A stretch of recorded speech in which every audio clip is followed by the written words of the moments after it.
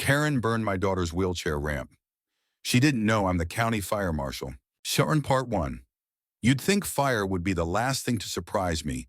I've investigated over 100 fires, some tragic, some criminal, a few unforgettable.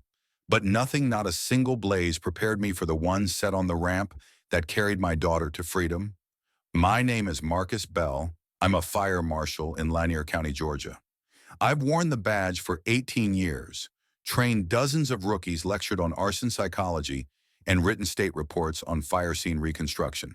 I've also been a single father since my wife passed in 2019. My world shrank to two things after that. My daughter Zoe, and Fire Zoe's 9, now bright-eyed, born with spinal muscular atrophy. She can't walk, but she's a fighter.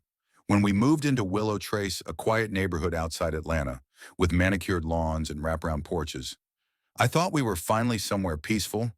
I built her ramp myself. I remember sanding each board at midnight, every stroke echoing my hope that she'd finally have a life that felt steady. I used fire retardant treated pine, added a double rail for extra support. We painted it sky blue, Zoe's favorite color. The neighbors seemed nice at first, but then she arrived, Karen McIntyre.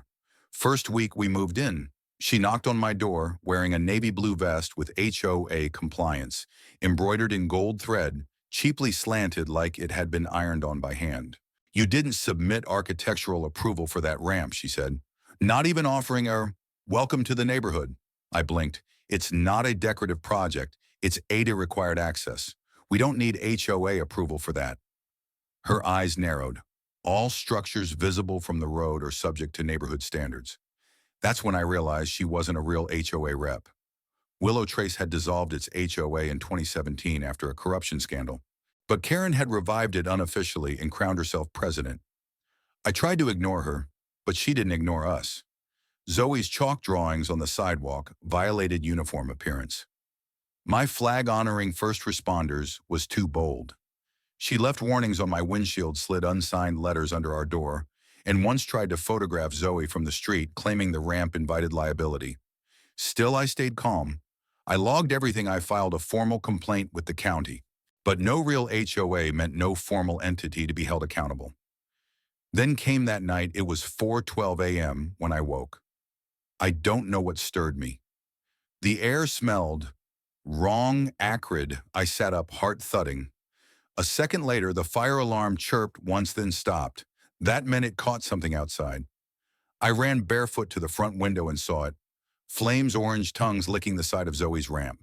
Smoke curling into the porch light, one side already blackened and falling. I ran. No time to think. Grabbed the extinguisher from the kitchen wall, yanked the door open, and blasted foam into the flames. The rail snapped as I hit it with pressure. Charcoal and splinters flew. My hands burned against the extinguisher's metal grip. By the time the fire was out, half the ramp was gone. Zoe was crying from her window, her hands covering her ears. She was trapped. I rebuilt temporary access with pallets and plywood before dawn. I called the sheriff, then my lieutenant.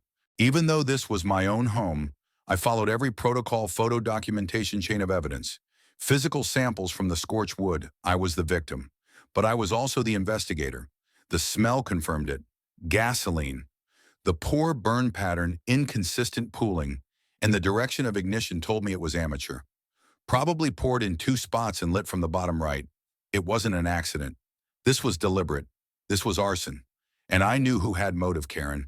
The next morning, I canvassed the Block 1 neighbor, Mr. Alonso, retired Air Force, shared footage from his doorbell camera. Grainy, low light, but clear enough, 3:44 a.m. A figure walks past the hedge. Short frame, wearing a vest, red gas can, in one hand, walks toward my house. Gone for 5 minutes, reappears walking faster. Empty-handed, I paused the footage, zoomed in. The face wasn't clear, but the way she walked, the build, the vest, it was Karen. I forwarded the file to the sheriff, filed a formal report of felony arson and attempted endangerment of a disabled minor. Then I knocked on her door. She answered like she'd been rehearsing it. "Good morning, Fire Marshal Bell," she said with a tight smile. "I heard there was an incident." I held up my phone. "We have footage. A witness, gasoline residue. I'm giving you this chance to tell the truth." She actually laughed. Are you accusing me because your daughter's ramp was a fire hazard from day one? I told you that you lit a fire under a child's only way out of a burning house. That's attempted murder, I said, and I'm pressing charges. Her smile faltered. Her eyes darted behind me at the neighbors peeking from curtains. I suggest you get a lawyer, I added, because the next time we speak, it'll be in front of a judge. I walked away. Her fake badge glinted in the morning sun behind me like a joke. That night, Zoe asked Daddy, "Am I in danger because of my ramp?" I swallowed hard. Not anymore. And for the first time in months, I started to believe it. Part 2. The news didn't take long to spread. By noon the next day, Channel 11 was parked outside my driveway. I didn't call them. Someone else did, maybe one of the neighbors who'd had enough. I stood on my porch, arms crossed the charred remains of the ramp behind me, still visible in the background as the reporter asked, "Is it true your daughter's ramp was deliberately set on fire?" I didn't flinch. Yes, and the evidence points to someone impersonating an HOA officer who has harassed my family since we moved in. The reporter's eyebrows lifted. "Is this a hate crime?" "Mr. Bell," I paused, then answered carefully. "It's certainly an act of hate, and we intend to pursue it legally with full fire marshal authority." By sundown, the video had hit 600,000 views online. The hashtags were brutal. HOA Karen, Shachun justice for Zoe, Shach fake ho fire. And just like that, Karen's name wasn't whispered anymore. It was shouted. People started coming forward. Miss Patterson, a war widow down the street, said Karen fined her $75 for her excessive patriotic decor every 4th of July, Mr. Singh, whose elderly mother used a walker, showed us the violation Karen taped to their door, claiming their accessibility rail was unaesthetic. She had harassed over 20 families with fake citations typed in Times New Roman sign, President Willow Trace, HOA. Most of them had paid. Out of fear. Out of not knowing the HOA didn't exist anymore. But now they were done being silent. I called a meeting. Not in City Hall. Right in my front yard. Word spread fast. That Friday night, 37 residents showed up folding chairs, lawn blankets. Even the mailman came by on his break. I stood under the porch light, the burned ramp behind me like a war monument. "I've spent my life chasing fires," I said. But this time the flames were personal, and the match came from right here in our neighborhood. People murmured. I held up Karen's fake citation letter and read it aloud. Gasps, groans. One man said, "I thought she was legit." "She's not," I said, "and I have evidence of arson video footage, chemical analysis, eyewitness testimony. The DA is opening a file, but it's not enough." I let the silence build. "We need to show the system that this fake power she created ends now. With us, with truth, with unity." Applause broke out like thunder. That night we formed the Willow Watch Coalition. Every victim of Karen's false HOA joined retired lawyers, a teacher, an architect, even 2 teenage brothers who offered to set up a website, exposing Karen.org. But Karen didn't go quietly. 2 days later, she hosted a community emergency meeting at the local rec center, sent flyers. Hand-delivered them like propaganda, restoring order in Willow Trace. It read, I went. So did half the block. She stood at the front in that same navy vest, flanked by 2 silent men in lawn care uniforms, clearly there for intimidation, not support. "The ramp was hazardous," she said into the mic. "It was a safety concern. And this smear campaign against me is an effort to destabilize our values." I raised my hand. "Was it also a safety concern to pour gasoline on it?" At 3:44 a.m., murmurs rippled, cameras recorded. "I have no knowledge of that," Karen replied stiffly. I stepped forward. "I do, and the sheriff does too. You're being investigated for felony arson." "Karen, and there's more wire fraud, impersonation of a public official, and civil harassment." Someone in the crowd gasped. Then Mr. Singh stood. "She told me the HOA board would evict me. The HOA is dead," I said. "She forged everything."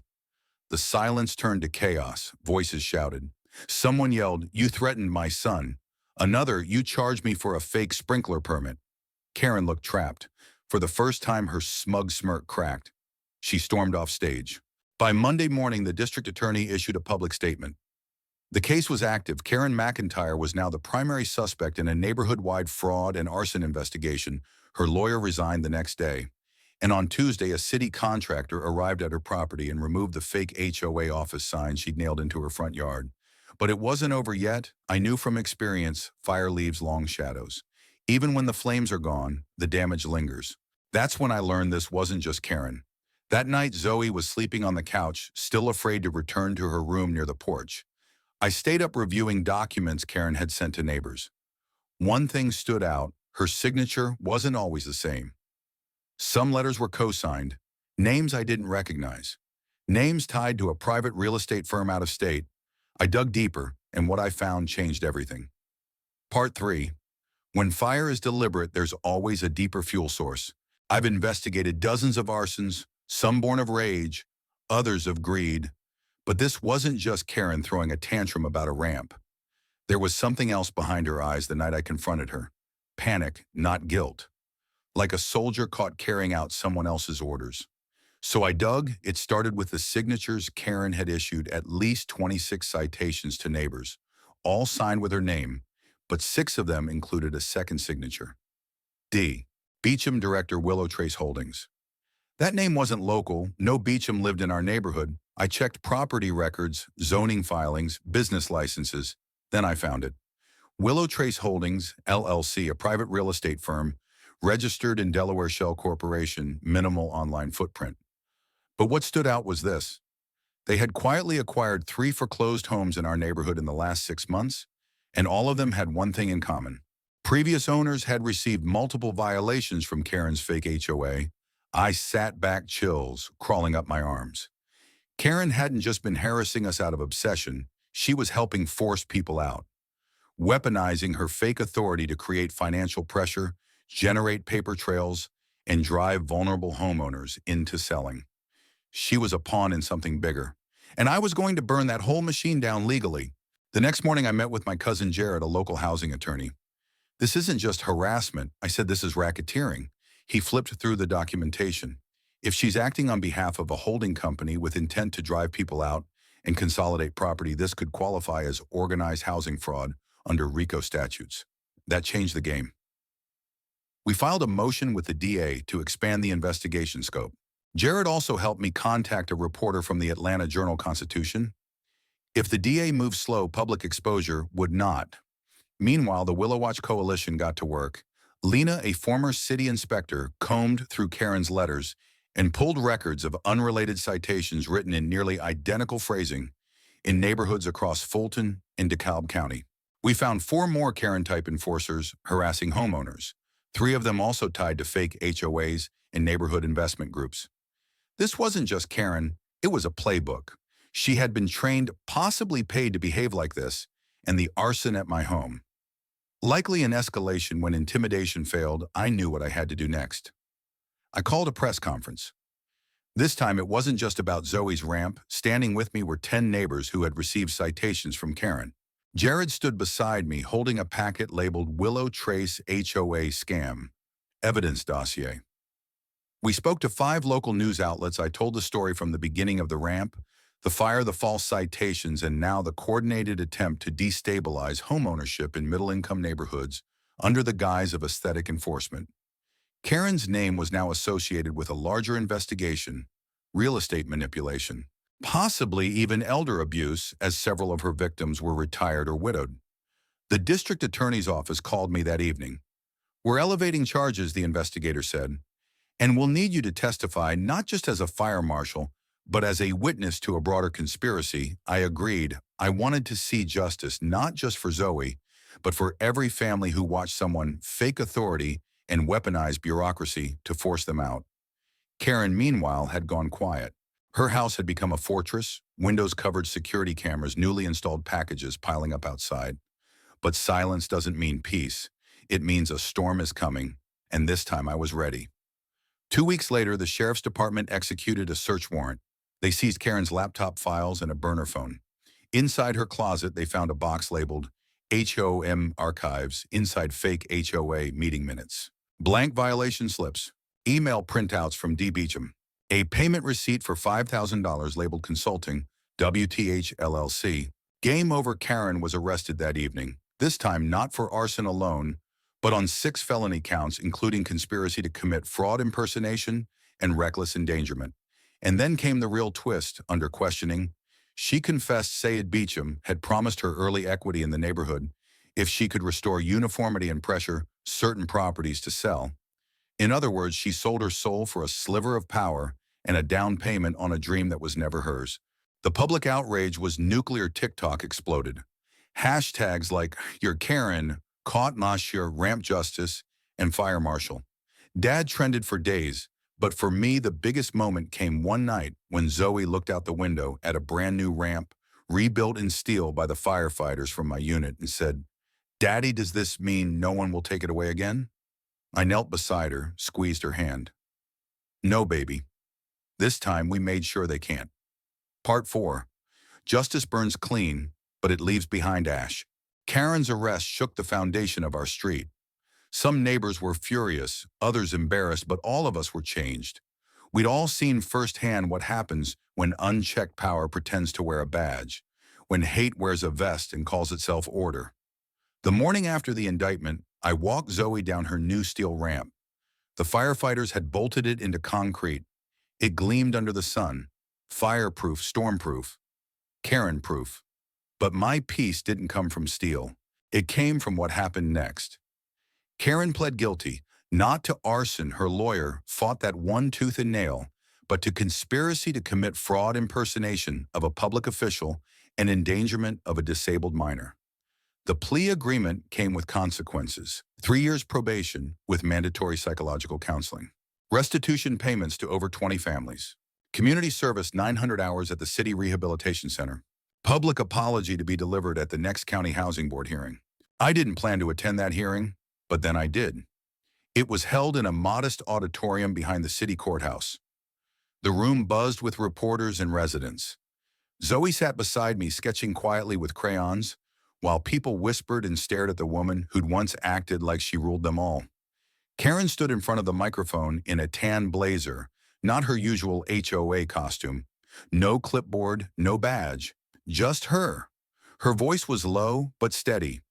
"I want to start by saying, I'm sorry. Not the kind of sorry that's meant to soften legal sentences, but the kind that's burned into your chest when you realize how deeply you've harmed others." She paused, took a breath. "I believed I was making the neighborhood better, but the truth is, I was making it mine. I turned fear into rules, and I forgot that homes belong to people, not power." Gasps, a few tears. One person clapped, then another. I didn't clap, but I didn't leave either. Weeks passed, summer turned to fall. Karen started her court-ordered service at the Liberty Home Center, a rehab and mobility facility for people recovering from spinal injuries and strokes. The irony wasn't lost on anyone.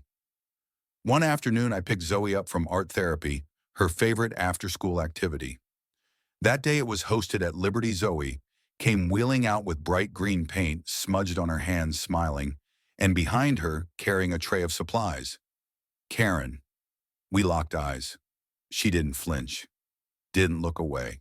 Instead, she walked over and said something I never expected. "Zoe, would you mind if I told your dad something?" Zoe looked at me, then back at Karen. "Okay," she said, rolling forward. Karen turned to me, voice soft. "I know I can't undo what I did, but I want you to know. I see her now. Not the ramp, not the violation.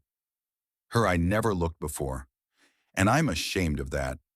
I said nothing at first, but then I nodded.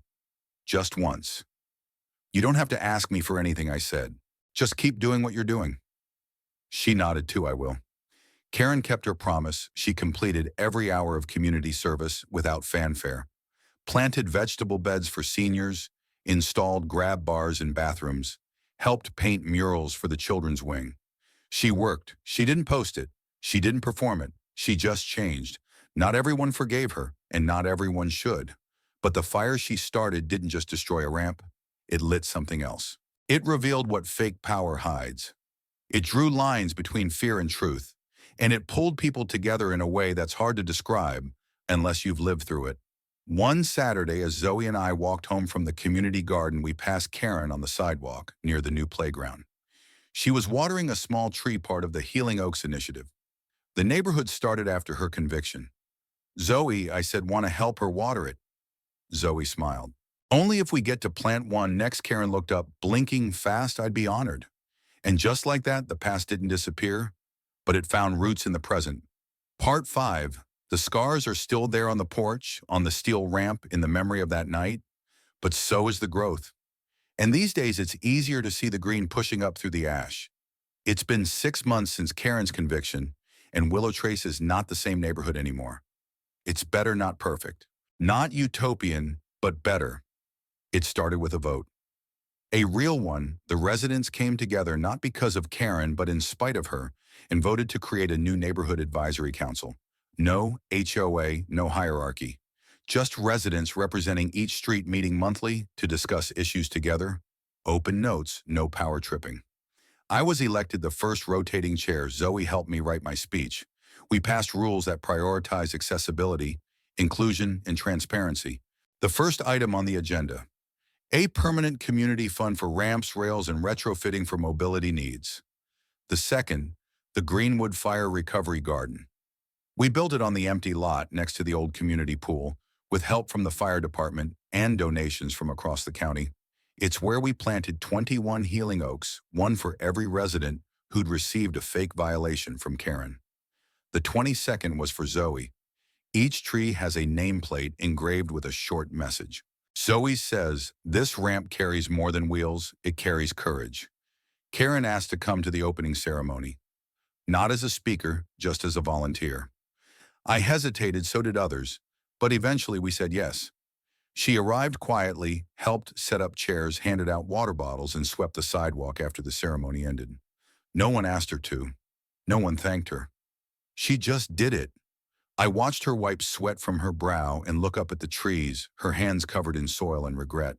It was enough. Later that fall, she asked if she could teach a class at the Liberty Home Center, how not to wield power. I sat in on the first one. 10 people showed up, some in wheelchairs, some caretakers, a few former housing board members. Karen didn't make excuses. She showed photos of her old citation letters, explained how she convinced herself that she was protecting something, when really she was controlling everything. She called herself a lesson that should be learned before harm is done. When she finished, a woman in the back said, "It takes guts to admit you were the problem, but it takes change to stop being." Karen nodded. "That's why I'm here." And then there's Zoe. She's 10 now. Taller, funnier, stronger than ever. The ramp she uses now isn't just functional, it's symbolic. The steel gleams, but she's the one that shines. She's made friends, rides the school bus proudly, and joined the art club. One of her pieces, "The Fire and the Bloom," was chosen to hang in City Hall, a watercolor of flames turning into flower petals. She says it's about our house. I say it's about her. Sometimes she still wakes up afraid. That's okay, so do I. But we talk about it, and then we roll forward. Together, one evening she asked me, "Daddy, do you think Karen is a bad person?" I thought long and hard. "No," I said finally. "I think she did bad things, but people can change, if they want to." Zoe nodded. "I hope she plants more trees." "Me too, baby, me too. Power isn't in a badge or a title. It's in how you protect, not control, the people around you. And justice isn't just punishment. It's rebuilding what was broken stronger than before. From ash, we planted roots. From roots, we grew community. And from community, we found something even fire couldn't take." The end.